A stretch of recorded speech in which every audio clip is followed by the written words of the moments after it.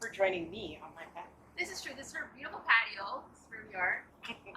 Shalene, you're fabulous. You're a friend of mine. Booked a couple of my solo trips so far. I'm hoping to have many, many more. But I sort of wanted to talk to you about how all of this stuff has affected like the travel industry, the pandemic, COVID-19, and all of that. I know like just within my circle, like some of my friends have questions about like refunds for tickets, what will like travel look like in the future, and all that sort of thing, and like what are sort of the expectations around like, getting refunds for flights and all of that stuff. So obviously it's a question everyone's asking right now. There's two different factors to consider. A, whether you were booked with an airline direct, you're only flying, or if you had an air hotel package. Okay. And then there's a third, I guess, if you were in a wedding or any kind of travel. Right, yes, weddings. So the challenge has been that since March, policies have changed daily, hourly, monthly, and each company has their own. So there's policy. no overlying answer unless you were simply asking about the voucher. Okay. So there are no in-hand refunds. No one's reversing the charge. You're not getting your cash back. You're not getting a reversal on your credit card because as of March 13th, COVID was considered a known event.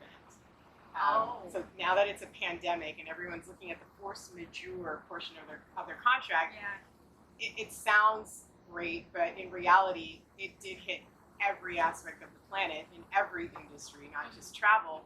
There really is no money to refund. So while some of us are working and others aren't, you have to consider that everybody is in that same position. If you were furloughed and you are working in banking, chances are there are about 10 people like you furloughed in travel. So salaries have been cut to make operations still just run. So there's no additional funds for money to come back.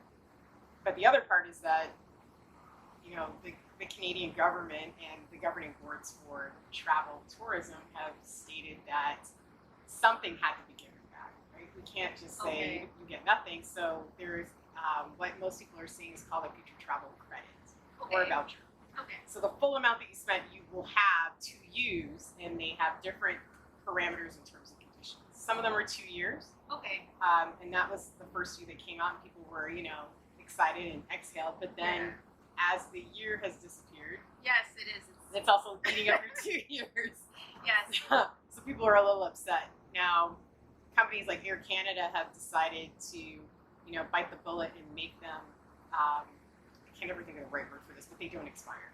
Okay. At all. Oh, that's great. So, so it goes beyond like 2 years. So whenever you want to use it, we've got your credit on file. So you just have to rebook whatever you'd like to do with the original person you booked it with. So a travel agent, or if it was online, you go to the call center. But even that hasn't really satisfied a lot. Some people were like, "That's amazing," because they know they're going to go away. Right. Some people are reasonably upset. So they're like, "I don't know when I'll ever go again. I just want my money back." Yeah, I mean, and we were sort of discussing this like offline, and it's kind of like, well, planes aren't going anywhere.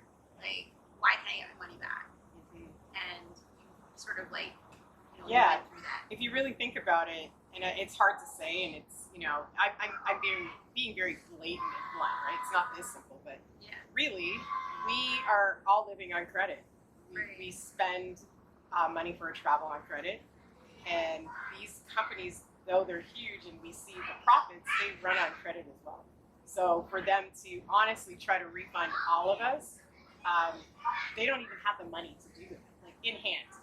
It's on credit, right? So, I mean, what could they do? They could sell their planes, or who could they sell the planes to? Right, who's going to buy that big jumbo jet? Or another company that owns resorts, they could sell a resort, but who's buying it, right? Like, there would be someone somewhere, but what market is it? Is it a seller or a buyer's market? And when will that property then open? So I just try to tell my clients when they call, that's the actual situation. It's hard to hear, right? You just want your money back. But it's my job to be sympathetic and to bring a little bit of realism to the situation. Like, it actually is a good thing that you have a travel credit, I mean, do we really think Sunwing, Transat, and WestJet, and Air Canada are going to disappear? No. No. Hopefully. Yes. So when we can travel again. I guess it's just hard. You know, some people have the attitude where if it's out of my pocket and out of my hands, it's fine because I'll go somewhere soon. And then there's other people who just don't have that same philosophy, and it's harder to swallow. I think also what's affecting people's attitudes surrounding this whole thing is the fear factor. So maybe they're like, well, okay, I can't travel in 2020. Right. I am not sure if I want to travel next year, and I don't even know about the year after that. So like this 2-year credit thing. 2 years is a blink of an eye. No, not sure about that. So like, how have you been able to deal with your clients' like expectations like around that? Oh, it's been hard. So I feel like, and I hate to say this, I'm not saying it flippantly, but I've had days where I literally feel like I'm on I have a bipolar day, and I'm really not hitting it. And I hope I'm not offending anyone, but the first call could be someone who I explain the situation to, and they're totally understanding because they understand what's happening all over the world. And I'm like, you know what? Thanks for. I know they know I don't have it, but still, they understand what's happening. They're just like, just let me know when updates come, and it's like a nice, calm, heartwarming conversation. And the next one could literally be someone screaming at me, cursing at me, you know, being very borderline abusive, and it's like, you know, heart racing because okay, I own my own business. I can't just talk to people any kind of way. Even though you think you can because you own your own business, you can't. Yeah. And then you have to, you know, try to reset them, and you try to think of every maneuver you can to just de-escalate. But some people are just mean. Some people don't deal well with, you know, this high stress. Yeah, a lot of uncertainty. So phone calls can go like that all day. They can just, it's rough. Oh my god. And it's exhausting. So imagine your emotions going from 0 to like 60 every phone call or every other call. But you know, like I feel for you, obviously, like we're friends, so I understand. I kind of understand what's happening.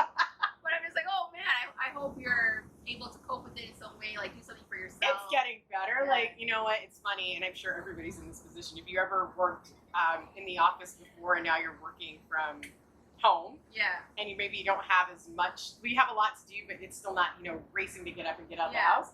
Now that I'm starting to get bookings, I'm like, obviously grateful, but I'm like, how do I? Again? It's been 6 months of just refunds, not actual like work. So I have to get back into the rat race. Right. So, you know, what?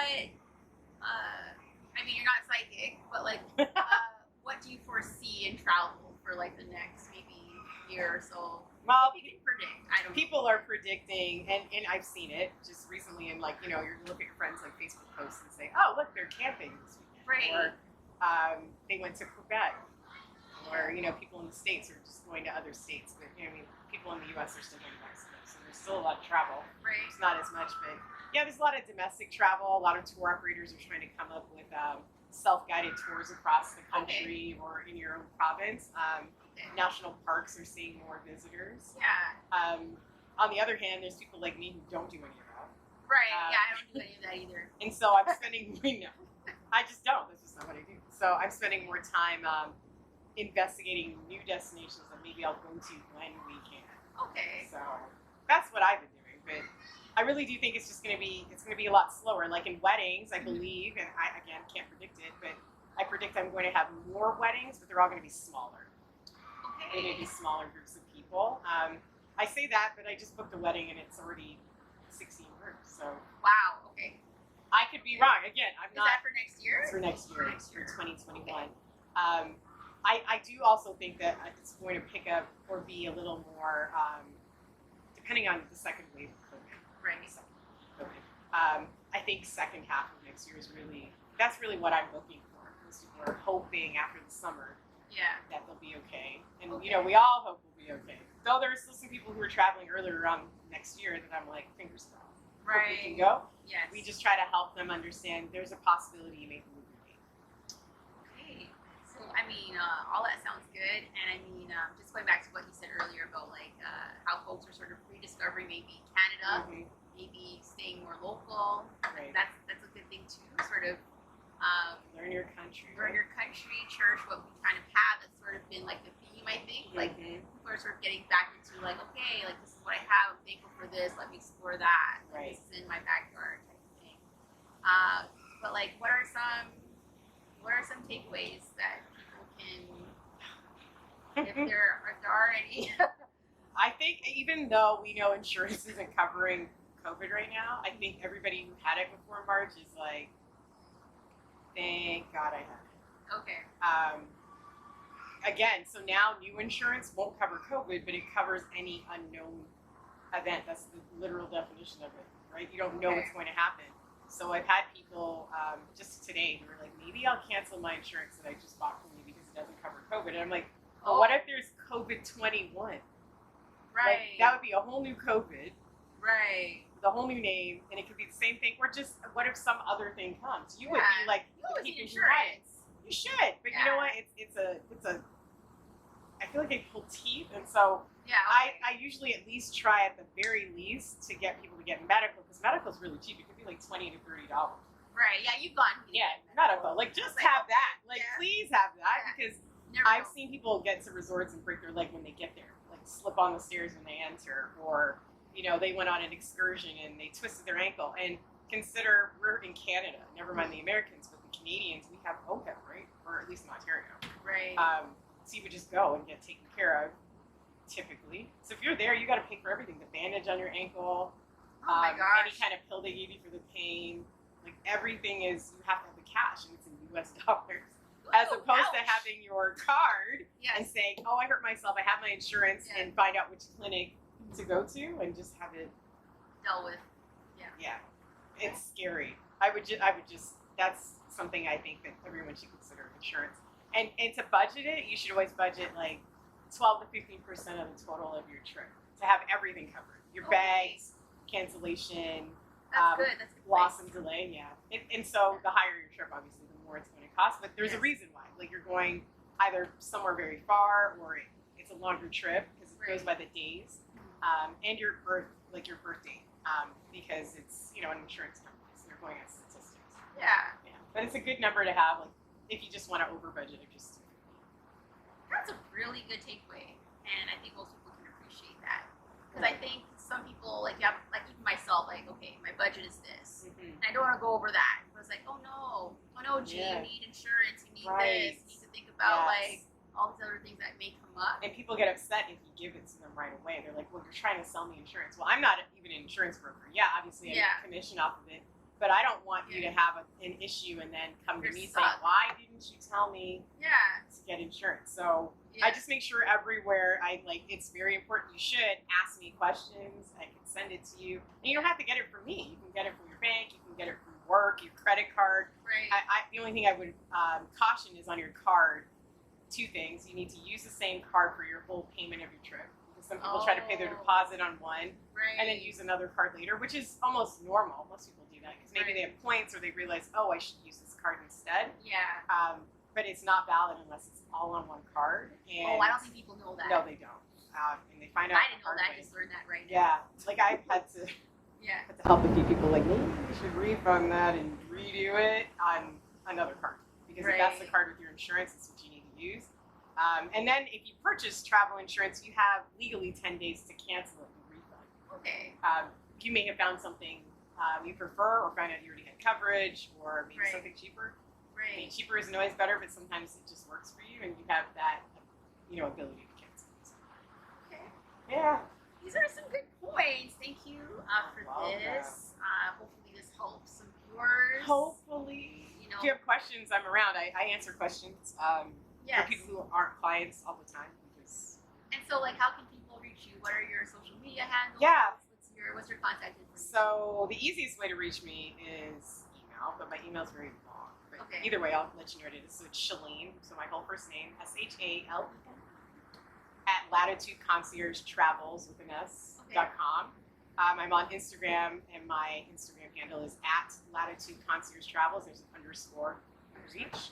I'm on Facebook as Shalene Dudley. And you don't want to find me on Twitter. Barely on there. Good.